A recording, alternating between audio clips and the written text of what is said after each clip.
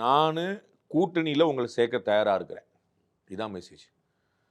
ரொம்ப சாஃப்டான ஒரு ரிப்ளை வந்து திரு எடப்பாடி பழனிசாமி கொடுத்துருக்காரு. அவர் மீது சமீப காலமாக திரு டிடி அவர்கள் வச்சிருக்கக்கூடிய விமர்சனங்கள் கடுமையானவை, நேரடியானவை. ஆனால் அவருக்கு என்ன ஆச்சுன்னு தெரியல, ஏன் அப்படி பேசுகிறாருன்னு தெரியல, யாருடைய தூண்டல் எனக்கு தெரியலங்கிறது சொல்கிறது வந்து ரொம்ப மென்மையான ரியாக்ஷன்ஸ். நான் ஏற்கனவே பலமுறை சொன்னது போல் இந்த கூட்டணி திரும்ப வரும், திரு டிடிவி திரும்ப வருவார், என்டிஏ ஒருங்கிணைந்த என்டிஏவாக இருக்கும், எல்லாரும் ஒருங்கிணைந்து போராடுவாங்க, அவர்களுக்கான வெற்றிக்கான வாய்ப்பு அவர்கள் தேடுவாங்க. அதுதான் வந்து நடக்கக்கூடிய சாத்தியம்.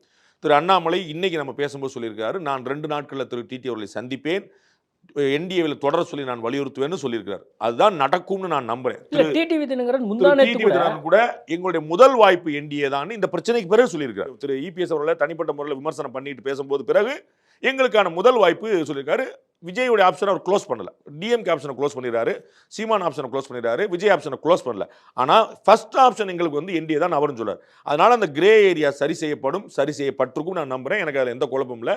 திரு இபிஎஸ் அவர்கள் கடுமையாக விமர்சனம் வைக்கல. திரு டிடிவி வச்சதுக்கு பதில் விமர்சனம் அப்படிங்கிற பேரில் வச்சிருக்கலாம். அது அவர் பக்கத்தில் ஒரு நியாயமாக கூட இருக்கும். அது வந்து சரிங்க, அப்புறம் இவர் பேசினார் அவர் பேசினார்னு.